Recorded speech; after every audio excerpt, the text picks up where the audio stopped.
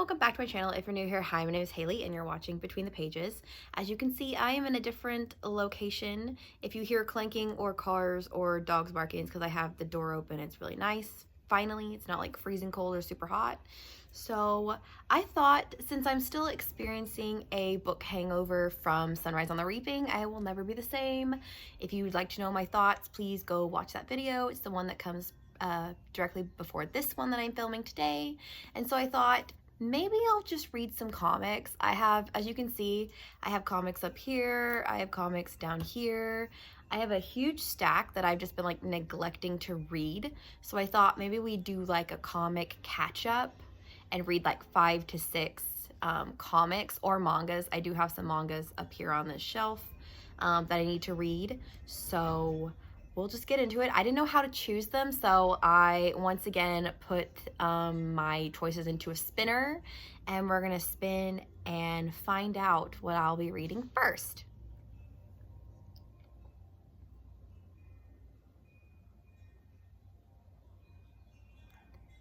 Oh, cool, I get to read Loki, the God Who Fell to Earth. So let me grab that real quick. Okay, so Loki, the God Who Fell to Earth will be our first comic that I'll be reading. I will read this and then I will come back and we will discuss like my thoughts and like what the plot is and everything, because a lot of times I have no idea what comics are about. I just buy them based on their cover or based on the character who's in them. So yeah, let me go read this real quick and then we shall discuss.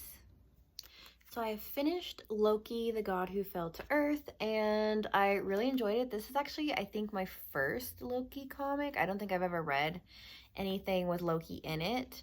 I am a big, huge fan of the MCU and Tom Hiddleston's portrayal of Loki, which is why I picked this up in the first place. But now that I've read it, I want to read a lot more Loki comics because I loved him so much in this. So we're just going to discuss it spoiler filled because I don't know how to review comics without spoiling things. So be forewarned. So basically, Loki is the king of Jotunheim in this book, following the events of like another story arc that I have not read. So I can't really speak on that. But he is the king of Jotunheim and the Frost Giants. He becomes really close with this frost giant child named Durf. It's like DRRF, so I'm not sure how you pronounce that. But he is so sweet and like gentle with him, and I love the idea of Loki being soft and gentle with children, because especially like frost giant children, considering he is a frost giant and was abandoned by Laufey as a child. So, and the boy that he also becomes close with, he's also kind of like a runt, like he's smaller than he should be, like smaller than like normal frost giant children. So Loki really sees himself in that frost giant child, and I just thought that was really cute. At one point, Loki references the Hulk and he says, "I'm gonna need to get a little bit bigger, like a certain Avenger I know." And I was like, I liked that reference to the Hulk, especially with what goes down in the Avengers movie and everything. I don't know if this is like taking into account like what happened in the Avengers movies. I don't know if the Avengers movie like took from the comics. I have no idea. I haven't read a lot of Marvel comics, so excuse me if I'm wrong on that. Please educate me in the comments if you want. I don't care.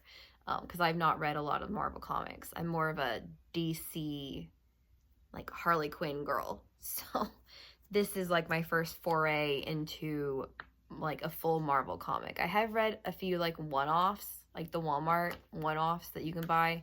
But yeah, this is my first Marvel comic. Just thought I'd put that out there. This Thor is missing an eye, so it's very reminiscent of Chris Hemsworth's portrayal of Thor going forward in the MCU. Because I know a lot of times things happen in the MCU and then they work it into the comics for like continuity purposes or whatever. But he also has like a metal arm. I don't know if it's like a full metal arm or if it's like a metal sleeve. I can't tell. Again, I've not read a lot of Thor Loki comics, so I have no idea where that came from. Again, feel free to educate me in the comments. It won't offend me. I don't care. Also, I was reading it and I was like, Nightmare is here? Like, why is Nightmare here? Um, and it's like really hilarious because like Loki builds a snowman that he names Frosty. It's Frosti, Frosty the Snowman, who kind of like rules over Jotunheim in Loki's absence. And I just find that hilarious that he named it Frosty the Snowman. And so like for some reason Nightmare is like gunning for Loki and Frosty the Snowman ends up eating Nightmare. And I was just like, why is Nightmare here? Like I have no idea why this character is here. I mean, Doctor Strange does get mentioned because it takes place in New York City. So Doctor Strange, Iron Man, all of the Spider-Man, Captain America, all of the characters who live in New York City exist in the same universe, obviously. So he does mention Doctor Strange, and I know that Nightmare is like primarily from Doctor Strange comics. But yeah, I was like, don't I don't know why Nightmare is here. I don't know what he serves, like what purpose he serves in the story to just like besides being an antagonist for Loki, which is it's an interesting choice. Loki at one point there's a panel where he walks into start like Tony's like company building and he's wearing a Loki shirt and it says like low key like Lowkey, and I just thought that was hilarious. I would have literally died if they had done that in the Loki series with Tom Hiddleston. I would have lost my shit because that was hilarious. Like I was literally laughing out loud because it was so funny to me.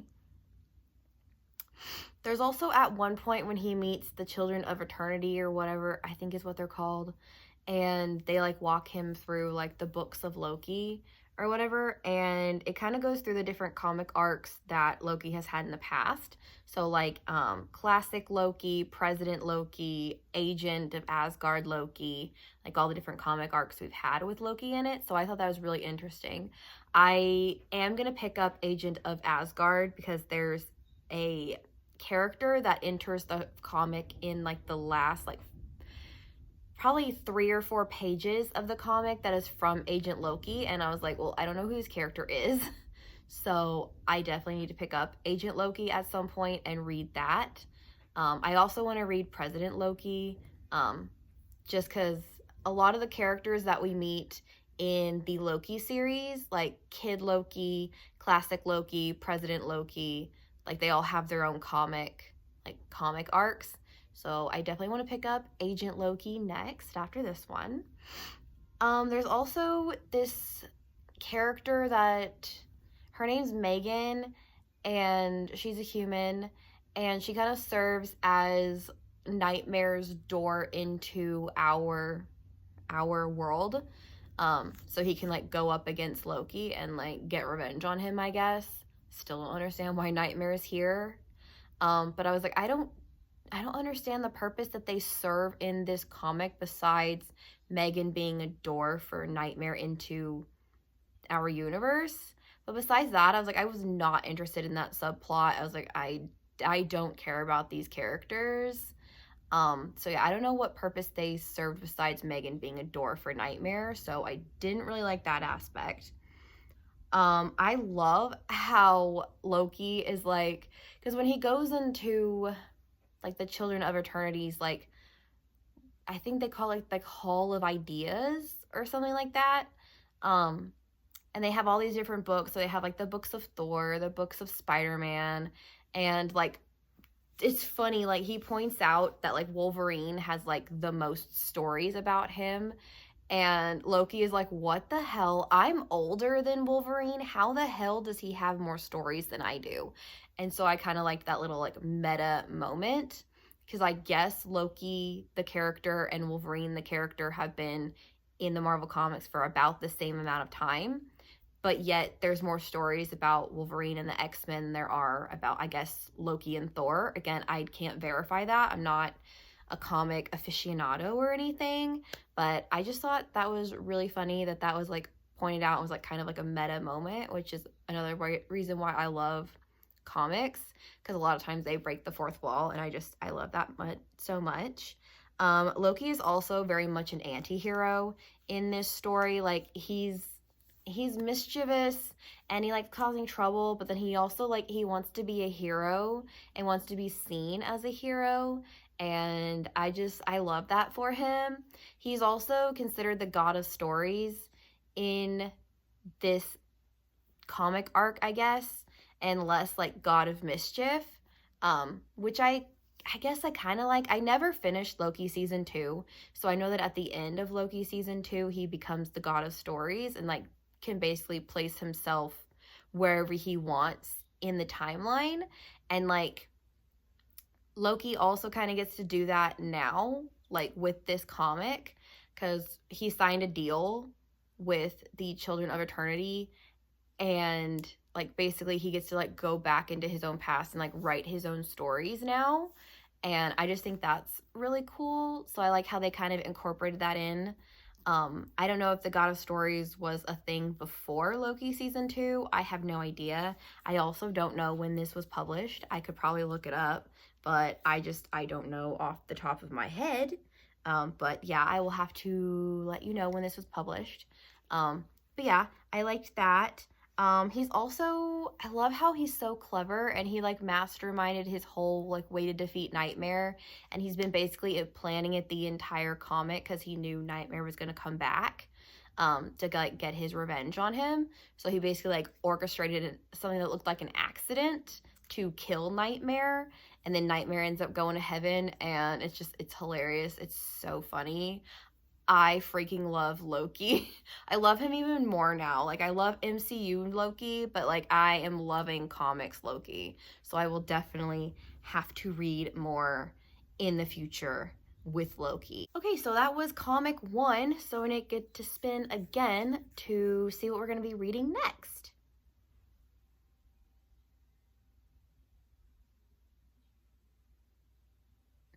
And it looks like it's going to be Avengers Season 1, so let me grab that. So the second comic will be Avengers Season 1. This is one of the first comics that I ever bought, I think, along with my Harley Quinn Birds of Prey compilation, I guess. I guess you could call it that.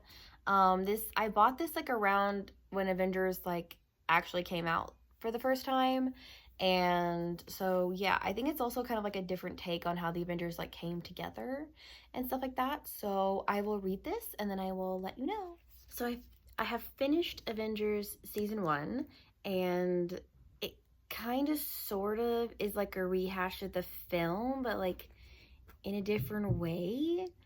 Like the lineup is a bit different, so it still has like the core 4 of the Avengers in the film. They just don't have Natasha or Clint to like round out the team.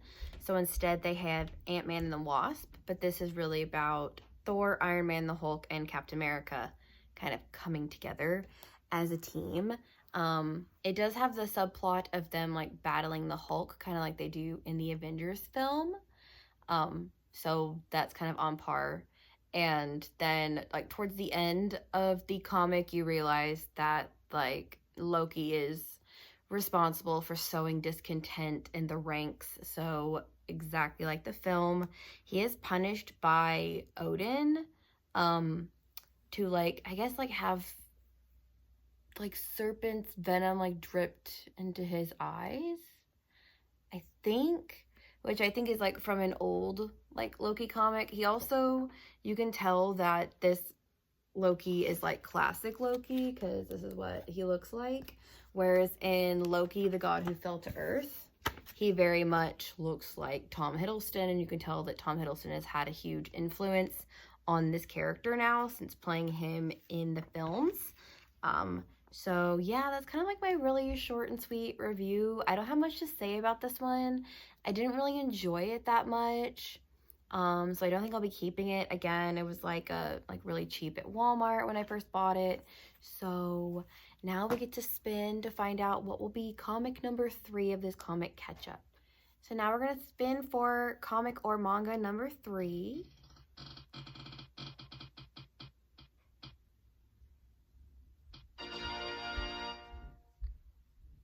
looks like I'll be reading the Stitch manga. So that'll be cute. Let me get that real quick. So comic or manga number 3 is going to be the Stitch manga.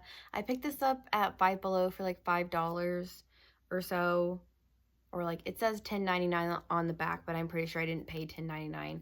And this is just by Tokyo Pop. So they do a lot of like Disney comics and mangas. So it's a brand that I'm familiar with. But yeah, it's just a cute little manga about Lilo and Stitch because I'm a huge Disney fan. So I will read this and then let you guys know my thoughts. It is now the next day because I did not manage to read 5 to 6 comics or mangas yesterday.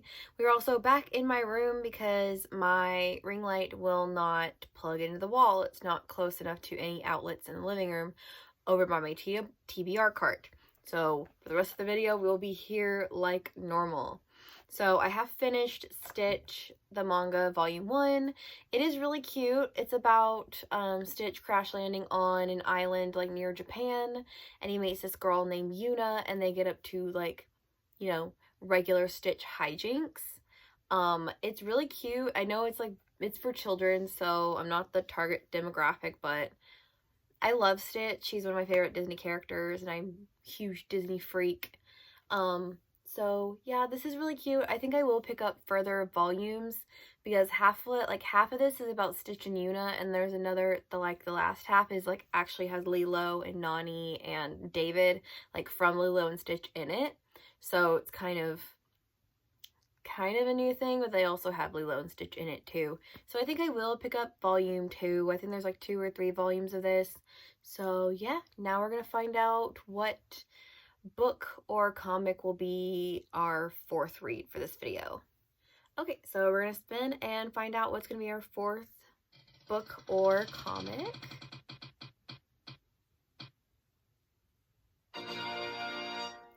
And it looks like it's going to be The Amazing Spider-Man, which is exciting because I've never read any Spider-Man comics. So let me go grab that. So comic number 4 will be The Amazing Spider-Man Big Time. Again, I bought this back when I bought Avengers Season 1, so we're going through a lot of my older comics and not very much of my new ones that I've bought, like recently in the last year or so. So I will read this and then I will update you with my thoughts.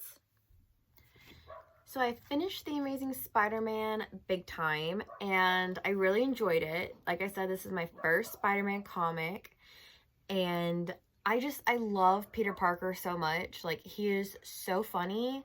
They definitely, like, nail his character in the films as portrayed by Tom Holland. And I guess Andrew Garfield, he was a pretty good Spider-Man, too. But, yeah, I love Peter Parker. I would definitely pick up more Amazing Spider-Man, even though my friend Allison, like, does not like Earth 616 Peter. She has her issues with him. But yeah, I love them.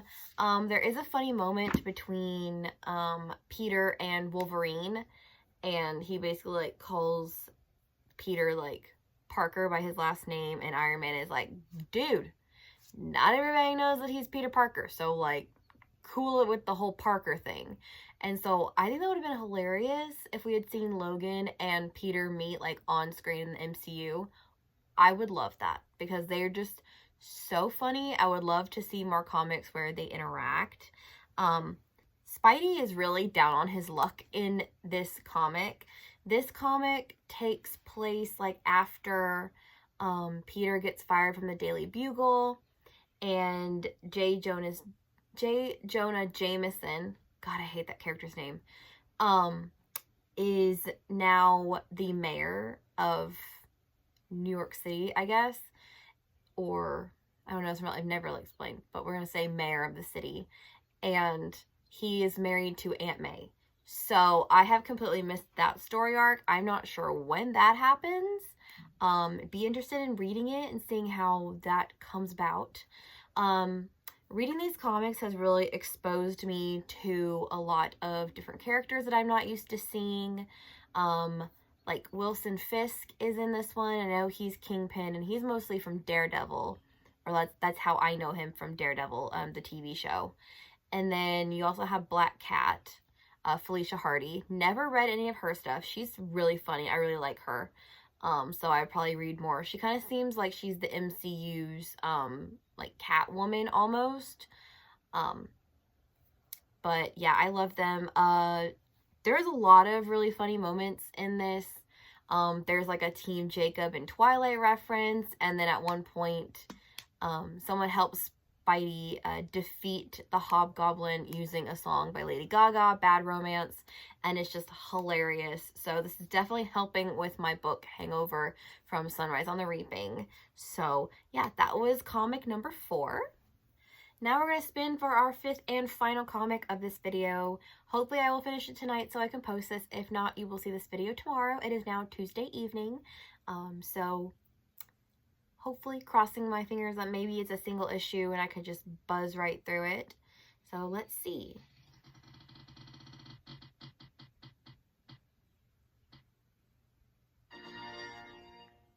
It's Death Note short stories. Okay, that's a manga. So let me go grab that. So the 5th and final comic slash manga that we'll be reading in this video is Death Note short stories. Wow, almost took my eye out with that. This is basically about like what if Ryuk dropped the Death Note again into the human world, and it's about people kind of carrying on Kira or Light's legacy as Kira. So yeah, let me read this and I will come back to you with a wrap up and my thoughts. So I finished Death Note short stories and I really liked it. I would definitely recommend this to any like Death Note fan. Because I have this, I have L Save the World, L Change the World, whatever that one is called. Death Note, Another Note, the BB Los Angeles case, I think is what it's called. So yeah, if you love Death Note, definitely pick this up. I just want to say a couple things of some of the short stories. The first one is called Sea Kira, and Nier calls him Sea Kira because he calls him Cheap Kira, because he's basically killing older people who are like over the age of 65 and like want to die and stuff like that. So he calls him Cheap Kira because he's like, we can't call him Kira. And I was like, Nier is being like savage, which I love. I love when like Mello, Nier, and L, like when they are sassy, I love them. I nearly lost it when Nier mentioned Mello because personally, I think Mello deserved better. Mello is my baby. I love Mello so much. Justice for Mello. I will die on this hill. I love Mello so much. And I can't even really tell you why. I just do. I just love his character. So Ryuk apparently has 3 Death Notes, because you find out that the person, or the Shinigami technically, who's killing the humans is using one of Ryuk's notebooks, and then you find out he has 3 notebooks. How he acquired 3 notebooks, I'm not entirely sure, but that's beside the point. Again, if I'm wrong about anything, feel free to correct me. It's been a while since I've seen the anime and I haven't finished the manga completely, so maybe it's explained why Ryuk has 3 Death Notes. But yeah, he has 3 apparently. And I love the idea of Ryuk like admiring Light and like wanting to find someone like Light again, because that just provided him with so much entertainment. And he just finds humans so fascinating and interesting. And I love the idea of him like constantly going around and trying to find another Light to like provide him that entertainment. And so all the short stories are basically Ryuk just looking to have a good time, which I love and I can get behind because I love Ryuk as a character. So that was C Kira. Then there's A Kira, which again, he like drops it into a school, like kind of trying to recreate the whole Light and Kira thing. It ends up falling into the hands of a middle schooler, and I was like, really, Ryuk? Like, really? And it's like the reason he chose him, I can't remember his name, chose him was because he was like really, really smart and basically got like the best grades, so kind of like Light, like he thought he was gonna be the next Light, but he wasn't. So I was like, okay, interesting that we're picking like a 13 or a 12-year-old to, you know, kill people. Great, Ryuk. And like I said, Ryuk is just looking to have a good time. He's looking to find another Light. He just, I guess he's bored. Like, we all know that's why he dropped his Death Note, why he left the Shinigami realm. He was bored. So I love the idea of him trying to recreate Light and find another Light for him. There's also Death Note 4 panel comics that are like smack dab in the middle. I'm not a big fan of them. Like, I did read the author's note. Does realize that it gets a little silly in the middle, but this was written, I guess, the author wrote it during quarantine and like coronavirus. The author was like, I realize that this gets a little silly, like just stay with me, just go with it. The author was kind of just looking to like have a good time like in this world again. So I can understand that, but I'm just like not that kind of person.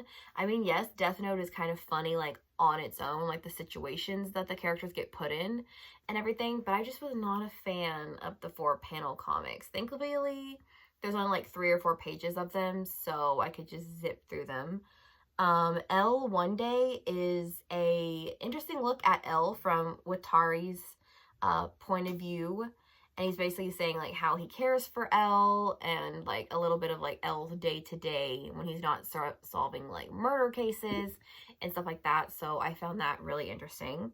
L Whammy's house. Little L is so cute. So cute. And then there's also a moment where like he first arrives to the orphanage, to Whammy's house, and he like basically like lays out all of the like orphans there because they were like he said they were gonna perpetuate violence against me.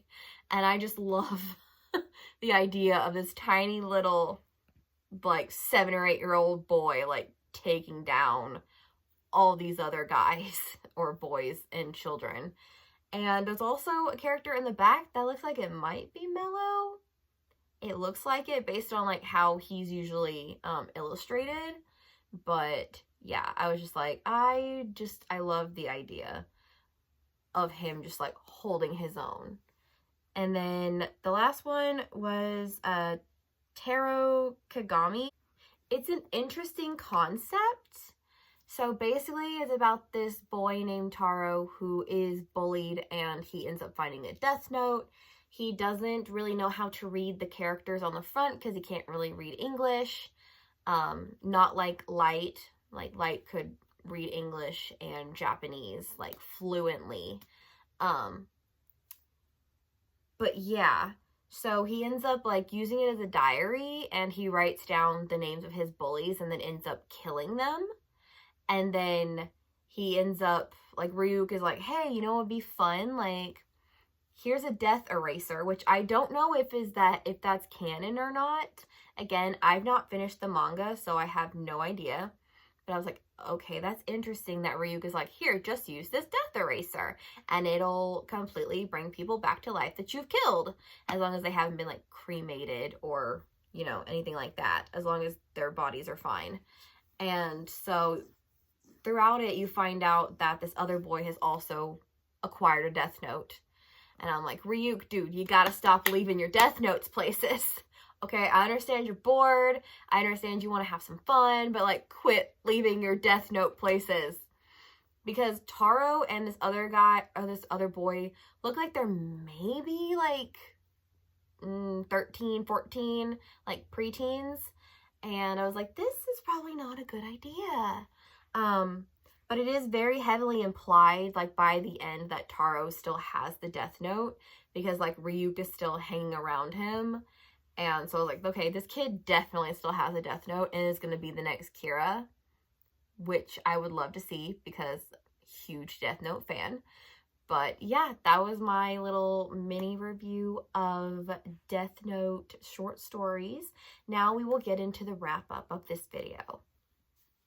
So in this video, we read 5 comics or mangas. We read 3 comics and 2 mangas. We read Loki, the God Who Fell to Earth, Avengers Season 1, Spider-Man Big Time, Stitch the manga, and then Death Note short stories. So this now concludes the first episode of Comic Catch-Up. I don't know how often I'm going to do these. Kind of depends on my reading plans and how I'm feeling.